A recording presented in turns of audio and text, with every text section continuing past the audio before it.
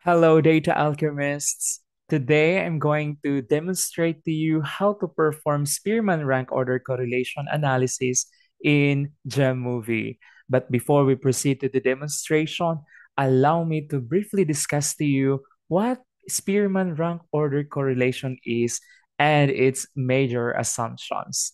All right, so here we go. Spearman rank order correlation, also known as a Spearman law, is the non-parametric counterpart of the Pearson product moment correlation, and it assesses the strength and direction of the relationship between two variables based on their ranks. As for the assumptions, number one, the variables should be measured on an ordinal or continuous scale. That means to say, pwede po yung dalawang variables mo ay ordinals or both are continuous or one is ordinal, one is continuous. Second assumption, variables represent paired observations. Ano po ibig sabihin ng paired observation? Yung dalawang variables na kinokorrelate mo ay galing lang sa single participant. And assumption number three, the two variables share a monotonic relationship. That means to say, as one variable increases, the other consistently increases or consistently decreases. However, hindi po ganun ka-strict sa Spearman rank order correlation in implementing this assumption of monotonic relationship. In fact, pwede pa rin natin siyang i-perform or i-run to test if there is a monotonic element that exists between the two variables that we are correlating. All right. So now, proceed na po tayo sa demonstration ng Spearman rank order correlation analysis in Jamovie. Okay, so para sa demonstration natin, I'll be using this sample data, and the sample data is you can access this. Just look for the link in the description. Okay, so we have here different information and variables like sex, age, level of education, employment status, affiliations, job category, work experience, marital status. You also have beginning salary and current salary, daily social media usage, and we have seven indicators or items for the construct motivation, and these were measured using 4-point Likert scale. And we also have five indicators or items for the construct satisfaction, and these were measured using 4-point Likert scale. We also have data for before, during, and after, and I believe this is before the treatment, during the treatment, and after the treatment. And lastly, we have data for week 1, 2, 3, and 4, which I believe this refer to performances. All right. So again, you can access this sample data through the link provided in the description. Okay, so let's go to the Jamovie. So I'm using the latest version of Jamovie, which is version 2.7.11. If hindi nyo pa po na-update yung inyong Jamovie installed in your laptop or your computer, please update your Jamovie para magamit nyo yung mga bagong features and updates. All right, so for this demonstration, I'm going to show you three different cases na pwedeng ma-encounter natin when we do or perform Spearman rank order correlation analysis. Case number one, the two variables are continuous. However, they fail to satisfy the assumption of normality, which is a major assumption for Pearson product moment correlation. Second case, or case number two, uh, one variable is ordinally measured. So there's a need to recode this ordinal variable. Pag sinabing recode po, ibig sabihin, i-convert natin itong mga ordinal information to numbers para ma-perform natin yung correlation. And the other variable is a Likert scale. Okay, like in the case of motivation, constructs motivation and construct satisfaction. Okay, and the third case is both variables were measured using a Likert scale. Okay, so first thing is i-import natin yung data dito sa Jamovie. So how are we going to import this sample data to Jamovie?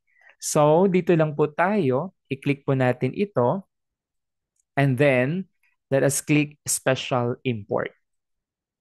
Then after that, click browse, and then look for that sample data.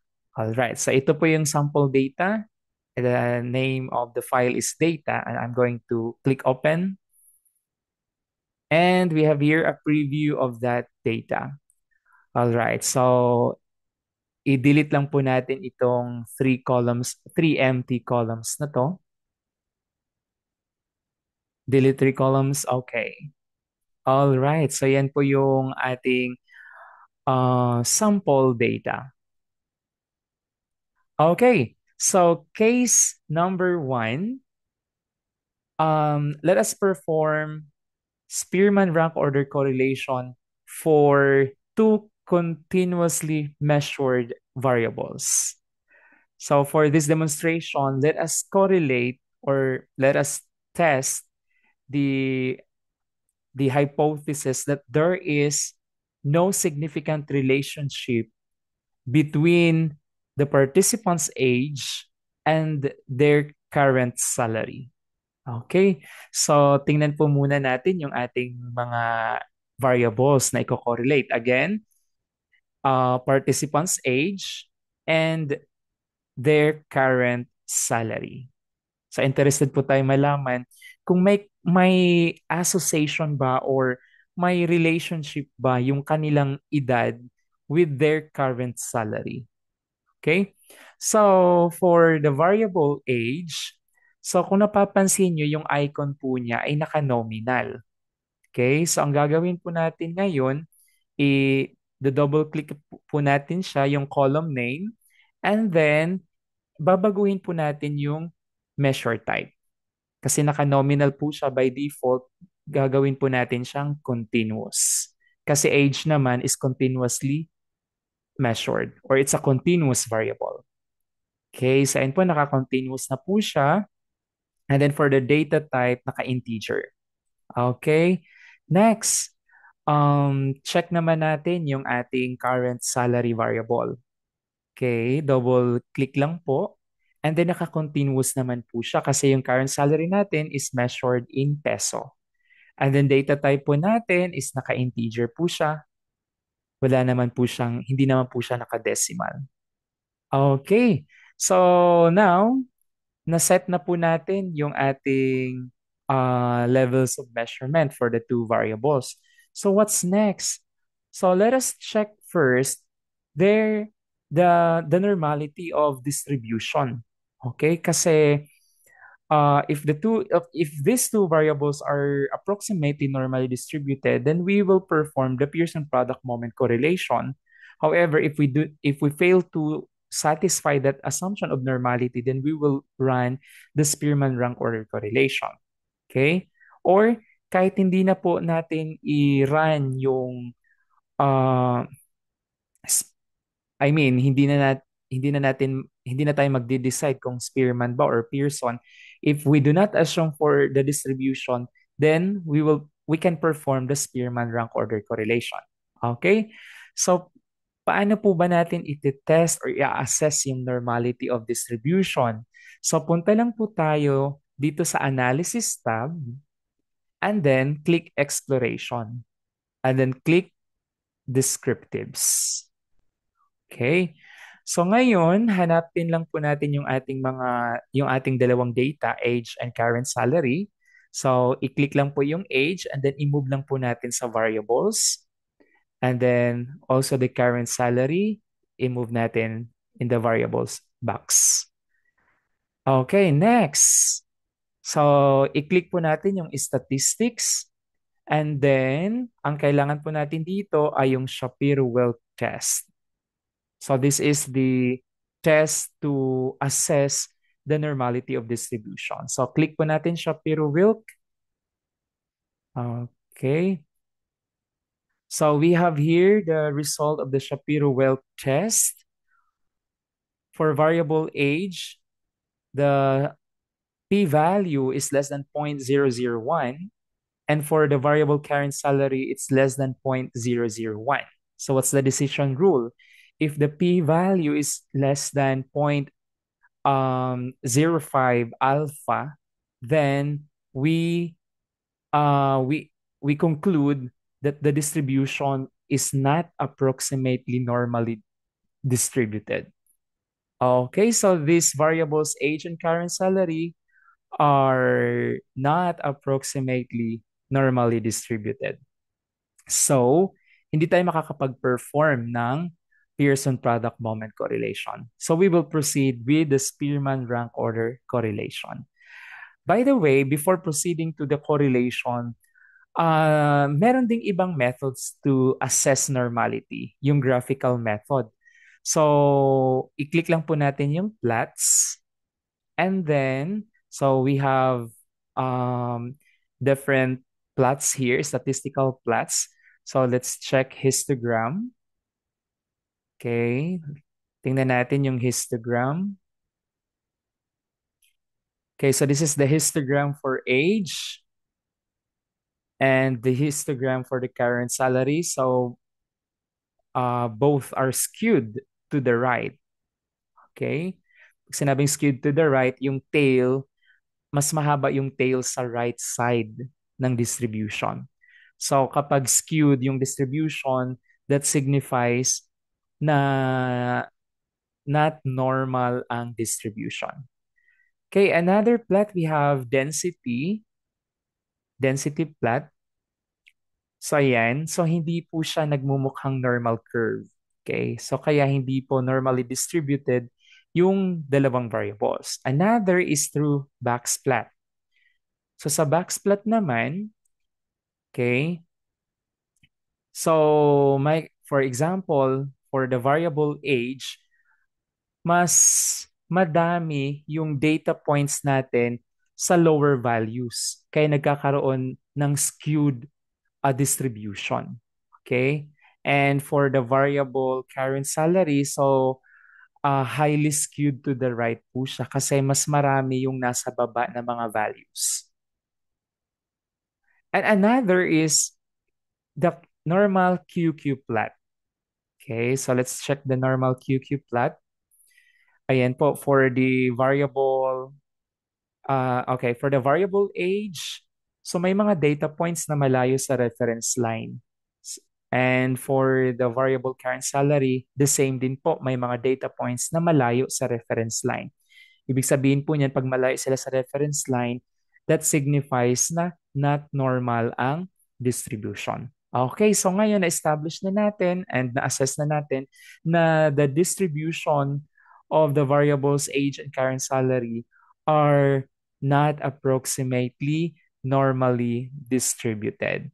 Okay, so now let's check the scatter plot. Okay, bakit po natin i-check yung scatter plot?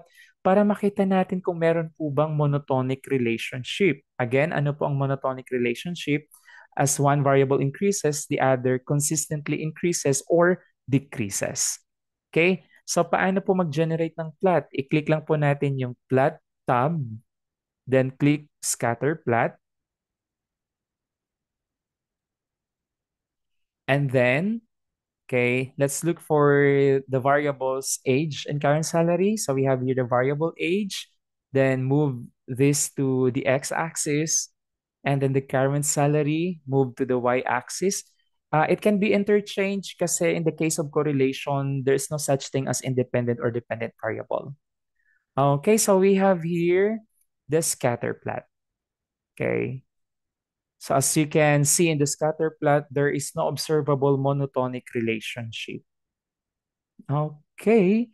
However, as I've said a while ago, in the assumptions of Spearman, a monotonic relationship is not a strict assumption for Spearman law.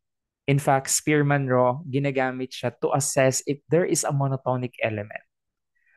All right, so what's next? Let's proceed now to the correlation. So how are we going to perform correlation? So click lang po natin yung analysis and then click regression and then click or select correlation matrix. Okay, and then hanapin lang po natin yung ating variables age and current salary and then i-move lang po natin siya sa box to perform the correlation. So for the correlation coefficients, so i-uncheck lang po natin yung Pearson. Why? Because we fail to satisfy the normality assumption. So we will check Spearman. Okay. So we have here the result of the Spearman correlation. So the Spearman's law or Spearman's law coefficient is negative 0.034. That is a weak or negligible negative relationship between age and current salary. Now, how about the p-value? The p-value is 0.634, and that is greater than the alpha 0.05. So what's our interpretation? So there is no significant relationship or there is no significant monotonic relationship between the variables age and current salary at 0.05 level of significance. All right, so let's proceed to case number two. For case number two, let us correlate two variables that are ordinally measured. For example, we want to correlate the participants' level of education to their levels of motivation. Okay? So, check natin yung ating data. So, sa level of education, ito po yung mga responses, bachelor's degree, secondary or high school, vocational or technical, associate's degree, and master's degree. So, ang level of education po, meron siyang inherent order or level. Therefore, it is an ordinal variable. Okay? Pero ang ating data or ang ating data ay naka-character pa. Okay? Character or string type. Ano ibig sabihin nun? Kailangan po natin siyang convert into factors. Ano po yung mga factors? Factors are like groups. Okay? So, bachelor's degree, gagawin natin siyang isang grupo, secondary or high school, another group, technical vocational, another group, and so on and so forth. And then after po natin siya ma-factor, ile-level po natin siya kasi meron po siyang level, ordinal po siya, no? And then, ma-label natin siya, no, ng numbers. So for example, we have the uh, secondary or high school. So i-label natin siya as 1. Then followed by vocational or technical, i-label natin as 2. Then associate's degree as 3, bachelor's degree as 4, and master's degree as 5. Okay? So ang goal natin, ma-transform natin itong level of education na to from characters to ordinal numbers. Okay? And then let's check our levels of motivation. So the levels of motivation, meron po tayong 7 indicators. Okay? So you have motivation 1, sorry. We have motivation 1, motivation 2, then motivation 3, 4, 5, 6, and 7. So, ginamitan po ito ng 4-point Likert scale kaya ordinally measured po ang ating levels of motivation. Okay, so ano po ang mga steps na gagawin natin? First, i-recode muna natin yung levels of education. Okay, so let us recode this. How? So, Sa Data tab, click lang po natin yung compute. Okay? After po maklik yung compute, mag-create po ng new column. Okay? So sa new column na yan, pwede lagyan natin ng pangalan. Say for example, recorded level of education. It's up to you kung ano po ipapangalan ninyo. Okay? And then, mag-i-insert po tayo ng formula dito. Okay. For this demonstration, may ni-ready na po ako na formula na ilalagay natin dito. So I'll copy the formula from the text file. Ito po siya, and then i-explain ko. So pwede i-explain ko na dito.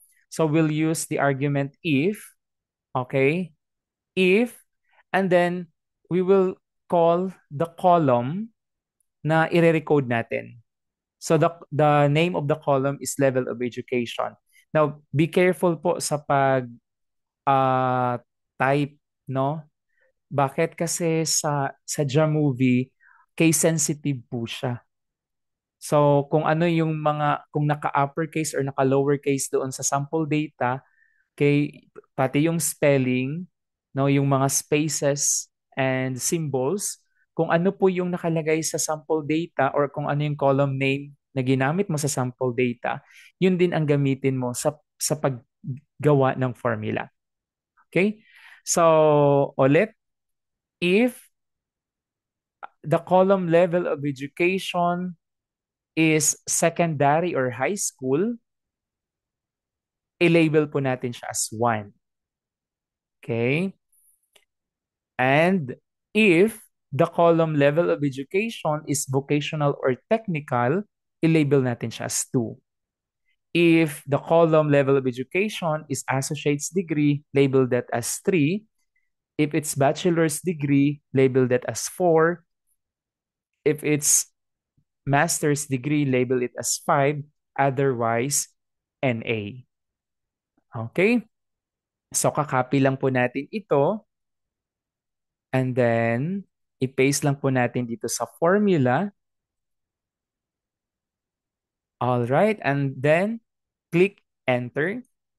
And then, mag-a-appear na po dito yung recorded level of education. So, bachelor's degree is 4, secondary or high school is 1, bachelor's degree is 4. Okay?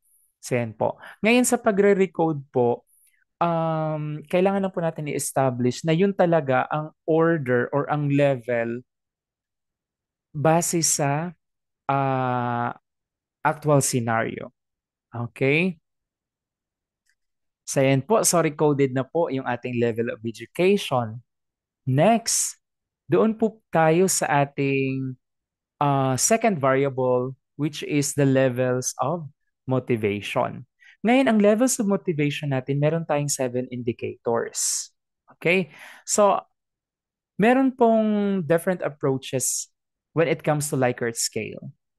So, approach 1 is yung tinatawag na ordinal approach, wherein gagamitin natin or i-compute natin yung median, okay? Yung median ng 7 indicators. And then yun ang gagamitin natin for correlation analysis. Okay? So, kailan ba gagamitin ang median? First, if you have less than 4 items or indicators. Or second,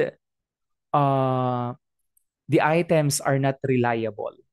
So, mag-perform tayo or i-compute natin yung Cronbach alpha. And then kapag hindi siya reliable, then we will use the median.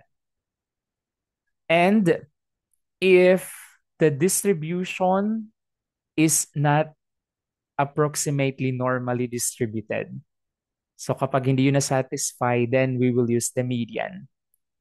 Okay? And what's the second approach? Yung tinatawag na continuous approach. So sa continuous approach, if the items are above 4 items or the number of items is above 4, okay? So pwede gamitin ang mean or total or sum. Okay, so ibig sabihin nun, kukunin mo yung mean ng 7 motivation indicators or kukunin mo yung sum or total ng 7 motivation indicators. Another condition is if the items are reliable based on the Cronbach alpha. And if the mean or the sum or total are approximately normally distributed, then pwede nating gamitin ang mean or ang sum sa correlation analysis.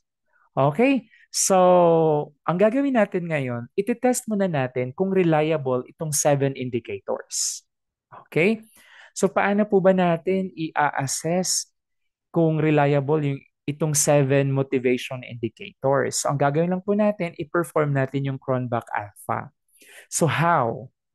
So, click lang po natin yung analysis tab and then click factor. Then, click reliability analysis. All right. And then, hanapin lang po natin yung 7 motivation indicators. However, kung napapansin nyo, naka-nominal pa po siya. So, di ba, naka-Likert scale itong mga to. So, dapat ordinally measured sila. So, before we proceed, let us go back to the data and then i-change po natin yung level of measurement. So, how? Double-click lang po and then change to ordinal. Then, okay, gawin lang po natin para sa lahat ng 7 motivation indicators.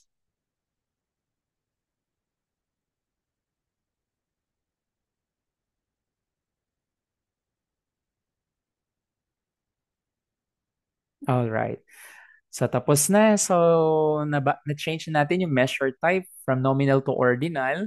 Balik tayo sa analysis and then click factor and then reliability analysis. And then, i-select lang po natin yung 7 motivation indicators and then move them to the items. Okay, and then by default po, naka-check na ang Cronbach alpha. And here's the result of the Cronbach alpha. It's 0.923. And base sa interpretation table ng Cronbach alpha, if it's greater than 0.90, it's excellent. So, ang ating 7 motivation indicators ay excellent yung kanyang reliability level. Okay, so dahil excellent, would that mean na magagamit na natin ang mean or ang total or sum? Okay?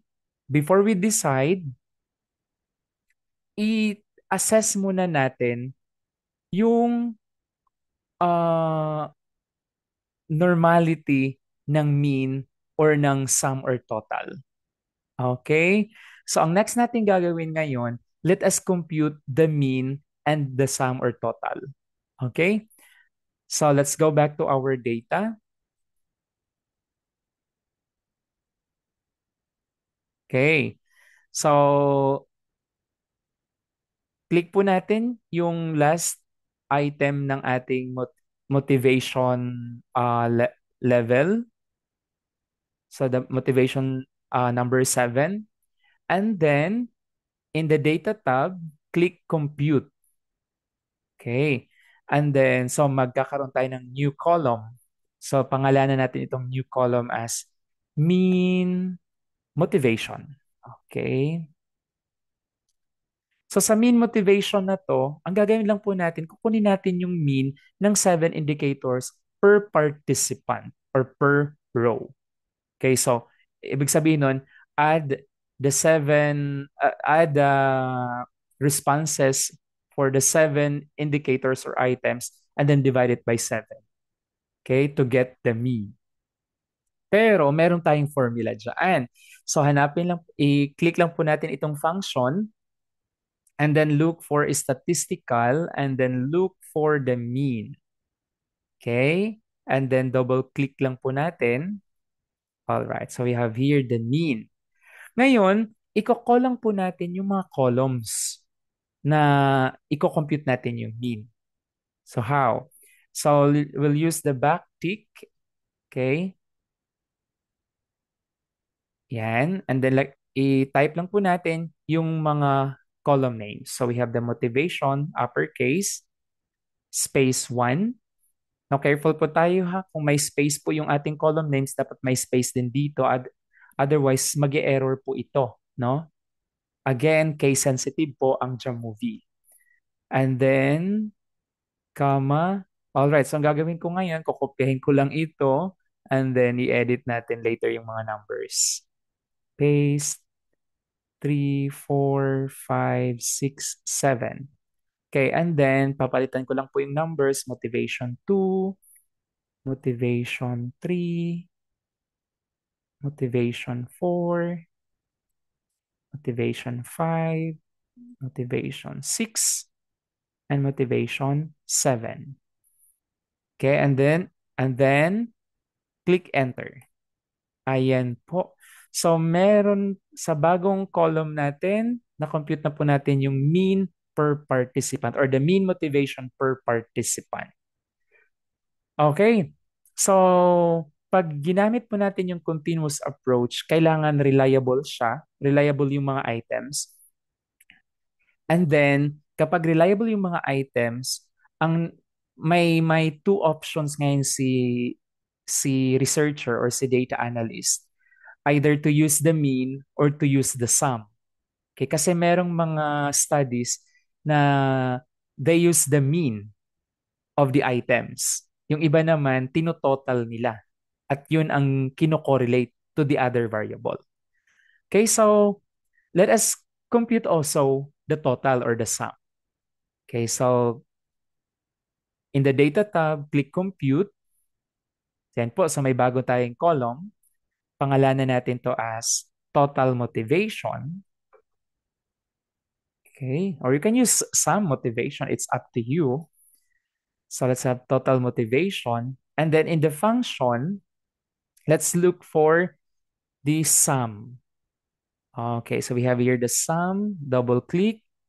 Okay, and then inside the parentheses, lagyan po natin yung backtick.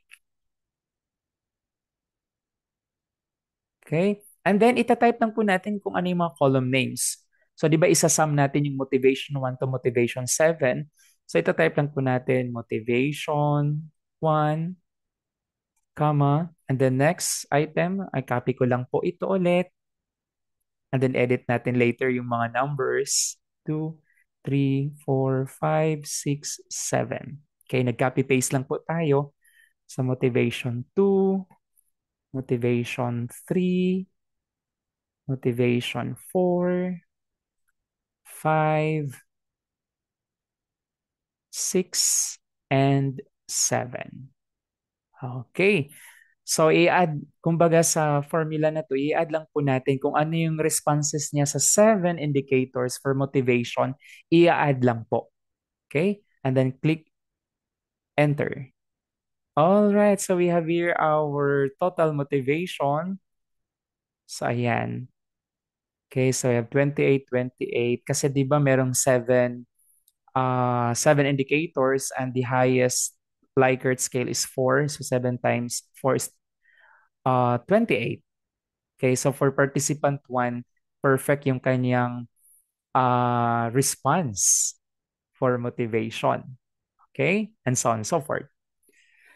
So, what's next? Na-compute na po natin, no? Na-compute na natin yung mean and yung total. Again, si researcher sa data analyst, mamimili lang siya kung magmi-mean siya or magto-total. Depende na rin yan sa kanyang mga available literature and kung ano yung mga assumptions and frameworks na ginamit niya sa kanyang study.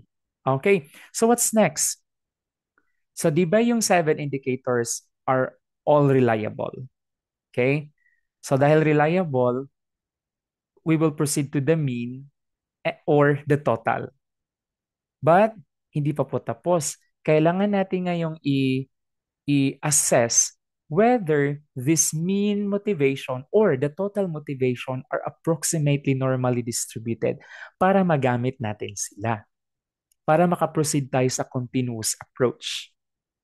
Otherwise, If we will fail the normality of distribution of any of this, then we will use the median or the ordinal approach. Okay, so paano po natin i-assess yung kung normal ba ang distribution ng mean motivation at total motivation? Doon lang po tayo sa analysis tab and then click exploration, click descriptives, and then hanapin po natin yung ating yung dalawang bagong columns. We have the mean motivation and the total motivation, and then drag or move them to the variables box. And then in the statistics, click Shapiro-Wilk test of normality. All right, so we have here the result of the Shapiro-Wilk test of normality. For mean motivation, it's less than 0.001. The p-value is less than 0.001. The same with the total motivation, it's less than 0.001. So ano po masasabi natin sa distribution nila? It's less than the alpha level 0.05. The distribution of mean motivation and the distribution of total motivation is not approximately normally distributed. Kasi for the Shapiro-Wilk test of normality, the p-value should be above or greater than 0.05. So the distribution is approximately normal. Okay, so the 7 indicators are reliable. However, the distribution of mean or the distribution of total are not approximately normally distributed. So we will use the ordinal approach. So we will use the median. Okay, the median of the 7 motivation indicators. Okay, so let's go back to our data. Okay. So ngayon, ang median po sa Jamovie, wala pong median sa compute or sa basic feature ng Jamovie or basic functions, wala pong median. Okay, kung titingnan po natin, okay, example lang po, sa compute and then sa function, wala po tayong mahanap dyan na median. Ang meron lang po dyan ay mean. So ang gagawin na natin ngayon, okay, so i-delete lang po natin itong newly created column. So let's delete this. Punta po tayo sa analysis and then i-click lang po natin yung R.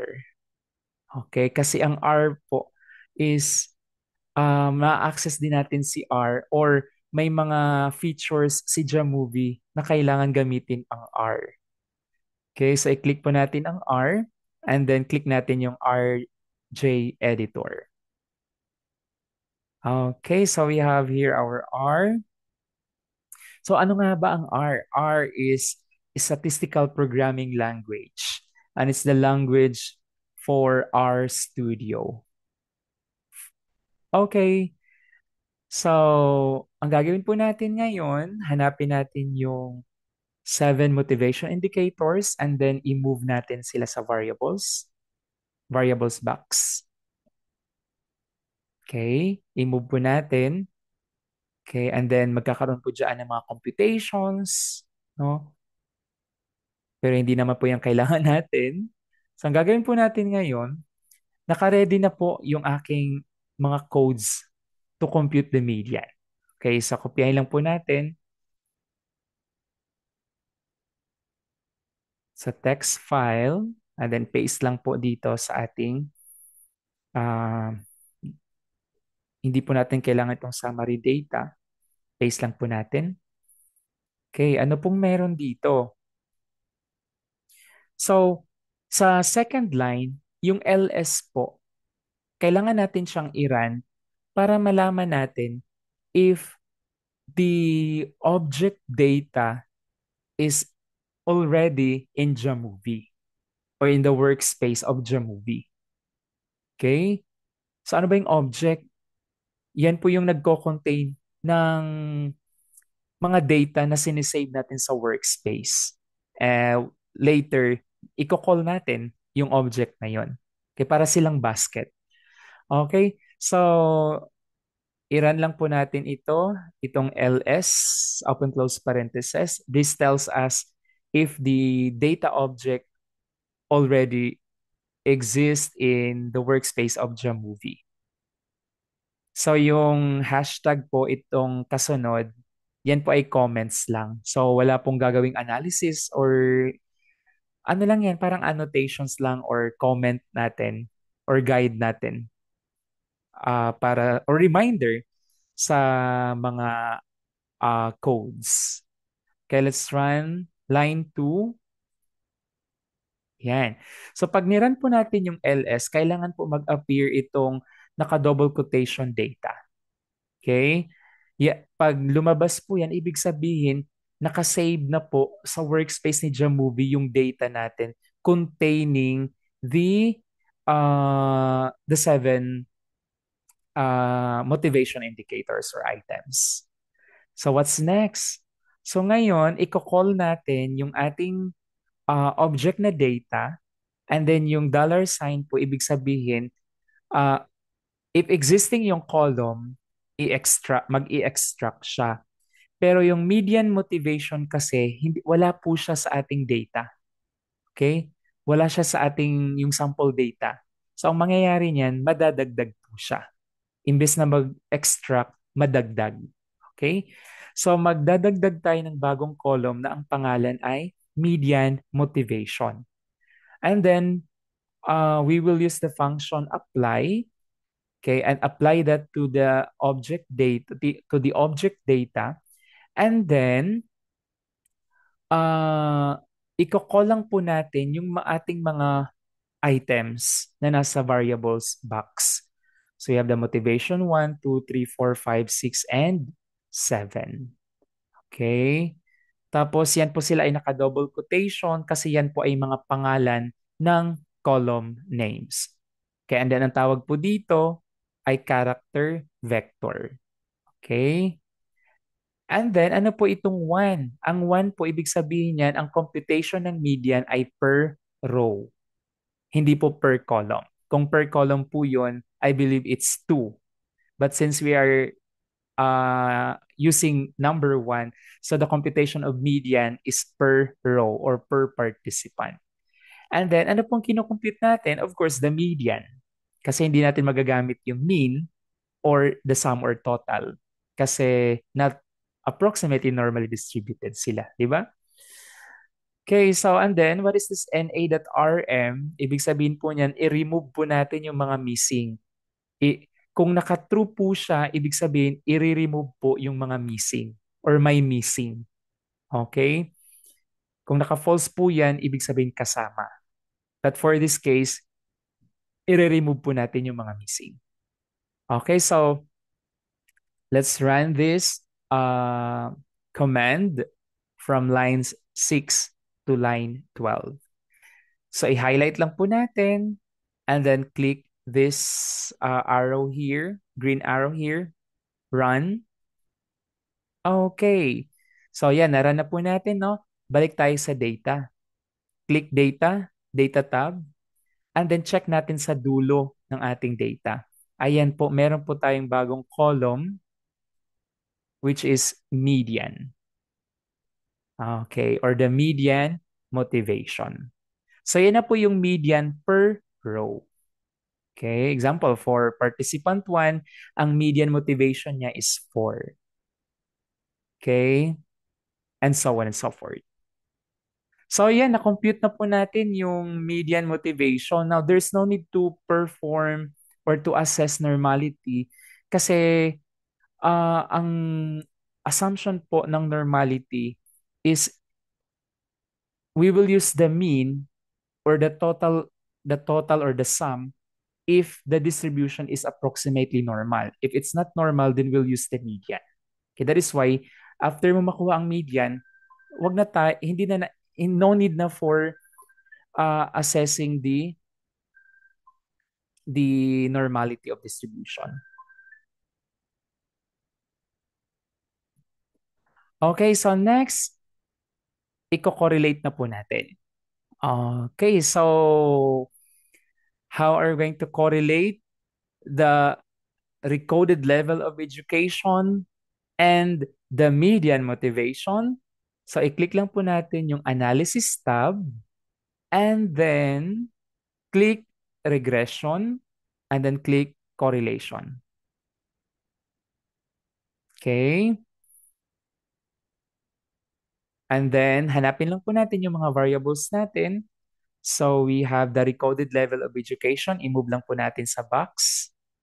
And also, yung pinakadulo, the median motivation. Okay, so we have the recorded level of education and the median motivation. I-uncheck lang po natin yung Pearson kasi we are using the ordinal approach. And then click po ang Spearman. And so we have here the result of the Spearman rank order correlation analysis. So the Spearman's rho is 0.115. So what is that 0.115? That is very weak relationship or negligible relationship. So there is a negligible positive relationship that exists between the level of education and the levels of motivation among participants. Then sa p-value, it's 0.100 and that is greater than the alpha 0.05. So what's our interpretation? There is no significant relationship or there is no significant monotonic relationship between the participants' level of education and their levels of motivation. Okay? So, mag-generate tayo ng scatter plot para magkaroon naman tayo ng visual assessment ng kanilang relationship if wala ba talagang monotonic relationship. So how to do that? Click lang po natin yung plots tab and then click scatter plot and then hanapin lang po natin yung dalawang variables natin. So we have the recorded level of education to any of the axis kasi wala pong independent or dependent variable dito. And then the median motivation for the y-axis naman. And we have here the scatter plot. So as observed, there is no monotonic element present in the relationship of participants' level of education and their levels of motivation. So this coincides with the result of the Spearman rank order correlation. Okay, so for case number 3, what if i-correlate natin yung mga variables na measured using Likert scale? For example, we want to assess whether there is a significant relationship or correlation between the participants' level of motivation and their level of satisfaction. Okay, so kanina sa case number 2, na assess na natin yung levels of motivation. Okay? So, base sa Cronbach Alpha, excellent po or highly reliable yung mga items. So, we explored the mean, the continuous approach like the mean or the total. However, both of these approaches failed the assumption of normality. That is why for motivation, ang ginamit natin is median and then nag-correlate tayo with the level of education. Okay, so for case number 3, ang aasikasuhin na lang natin ay ang level of satisfaction. Okay? So again, when it comes to Likert scale, meron pong dalawang approaches dyan supported by existing literatures. We have the ordinal approach, gagamitin lang yung median, or the continuous approach, which is either mean or the total or sum. Okay, so first, i-assess muna natin kung reliable ba yung mga indicators or items ng construct or variable satisfaction. So for this sample data, we have 5 indicators or items for the construct satisfaction. Okay?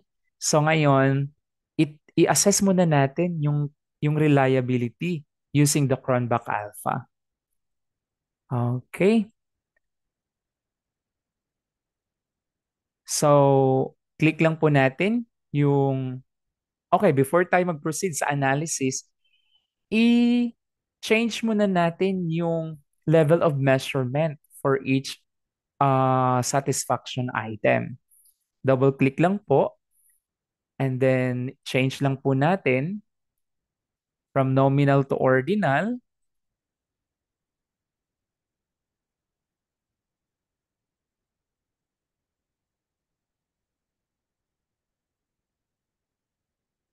Okay, so na-change na po natin. So proceed na tayo sa analysis and then click factor, then reliability analysis.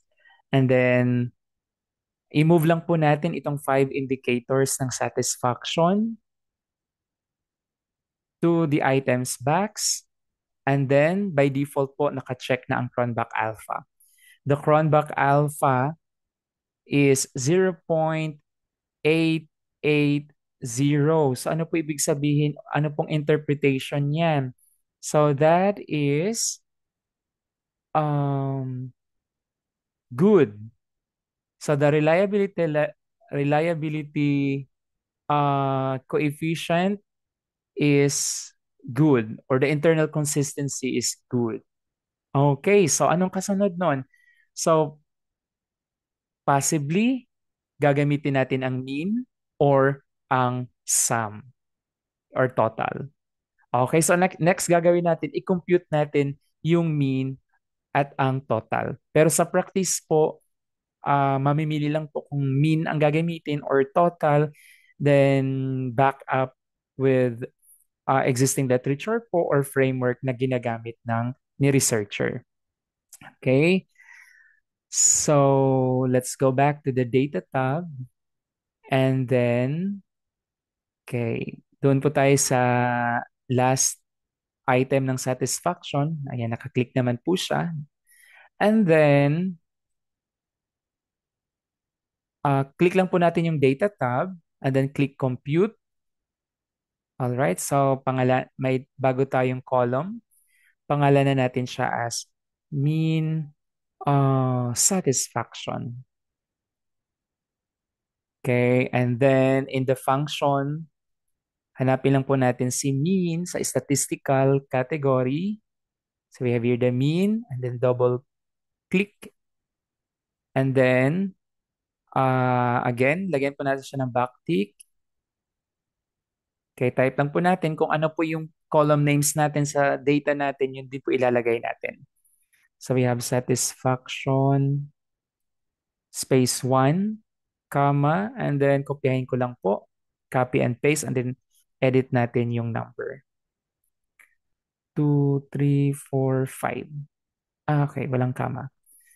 Then this is satisfaction 2, satisfaction 3, satisfaction 4, and satisfaction 5. Okay, and then click enter. So meron na po tayong mean satisfaction. Okay, so sa mean satisfaction po, i-add lang po natin yung uh, responses for the 5 indicators and then divide by 5. Okay? Next, mag-create tayo ng isa pang column para naman sa total or sum. Okay? Data tab and then click compute and then pangalanan natin siya as total satisfaction. And then sa formula or function, hanapin lang po natin yung sum under sa statistical category. Sum and then double click. Okay. And then same lang po ang ginawa natin kanina. Backtick, dalawa po. And then sa loob si satisfaction, space 1, comma, then copy and paste lang po. And then change the number. 2, 3, 4, 5. Change the number to 3, 4, and 5. Then click enter. So meron na po tayong total satisfaction. Okay. So next, I-assess po natin kung normally distributed ba itong mean satisfaction at saka itong total satisfaction. Okay?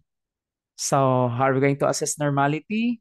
So, punta lang po sa analysis, exploration, descriptives, and then i-move lang po natin yung ating newly created columns. We have the mean satisfaction and total satisfaction to the variables box. And then, under the statistics, i-click lang po natin si Shapiro-Wilk, and we have here the result. The p-value for mean satisfaction is less than 0.001. The p-value for total satisfaction is less than 0.001. So both are below the alpha level 0.05. That means to say that the distribution of mean satisfaction and total satisfaction are not approximately normally distributed. Again, para maging normally distributed siya, the p-value should be greater than the alpha 0.05 under the Shapiro-Wilk test of normality. Okay, so dahil hindi po approximately normal ang mean satisfaction distribution at ang total satisfaction distribution, then we will not proceed with a continuous approach. We will use the ordinal approach. So, i-compute natin yung median satisfaction. Okay, so how? Punta tayo sa, okay, click na lang po natin si R and then click Editor, RJ Editor Plus. And then, okay, burahin ko lang po sa summary data. Hindi natin kailangan yan. Then, i-move lang po natin yung 5 indicators ng satisfaction to the variables box. Okay, andyan na po sila. And then, copy and paste ko lang po yung naka-ready na uh, code, R codes to, to compute the median. So, I'll share this to you, and you can access this in um, through the link that I will provide in the description. Okay, so I'll copy and paste here. Okay, so again, bago mag-compute, i-run muna natin yung ls, open close parenthesis, para ma-check natin if the object data is already saved in the workspace of Jamovie. Okay, the object data contains these 5 indicators or items. Okay, so let's run this.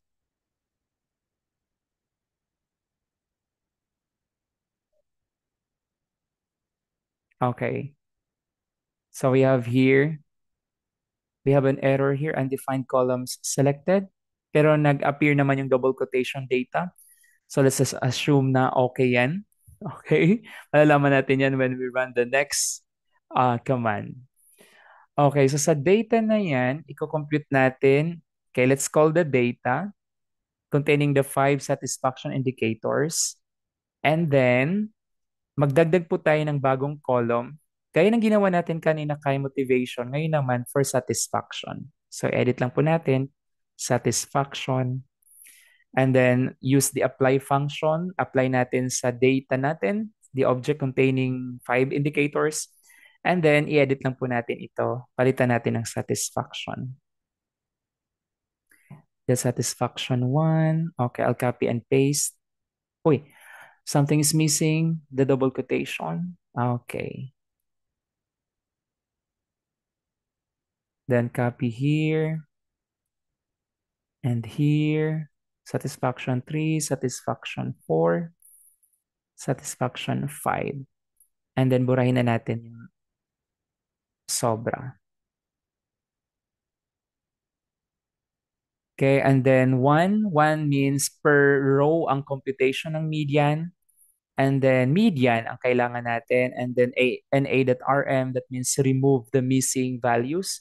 Naka-true po siya, so ibig sabihin i-remove niya or hindi isasama sa pag-compute ng median.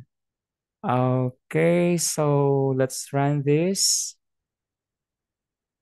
Okay, so let's check our data. So nawala yung error, no? Ibig sabihin nag-work yun. Nag-overlap lang siguro. Let's check our data. So dapat meron tayong bagong column dito, which is the median satisfaction. Okay, that's the median satisfaction.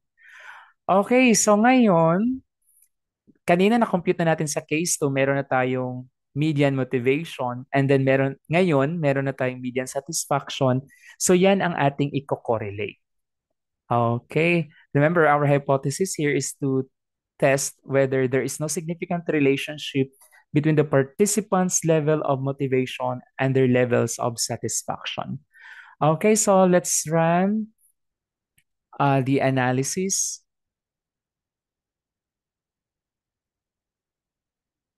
So click Analysis tab, then click Regression, click Correlation Matrix, and then hanapin lang po natin yung dalawang median. So we have the median motivation and the median satisfaction. Okay, and then uncheck Pearson, check Spearman. So we have here the result. The Spearman's rho is 0.094, and that is negligible or weak positive relationship between participants' level of motivation and their levels of satisfaction. And the p-value is 0.182, and that is greater 0.05 alpha. That means to say there is no significant monotonic relationship between the participants' level of motivation and their levels of satisfaction. Now, let's check sa visual naman, sa plots natin. Click lang natin yung plots. And then click scatter plot. And then look for that these two newly added columns to median motivation to x-axis, median satisfaction to y-axis. Again, these two can be interchanged. It doesn't matter. Kasi there's no such thing as independent variable and dependent variable under correlation analysis. So we have here our scatter plot. Look at the scatter plot. There is no monotonic relationship present here. So there's no observable case like when one variable increases, the other consistently increases or consistently decreases. So this coincides with the result of the Spearman rho. All right, so we are done with the three cases. And thank you so much, Data Alchemists, for listening. See you.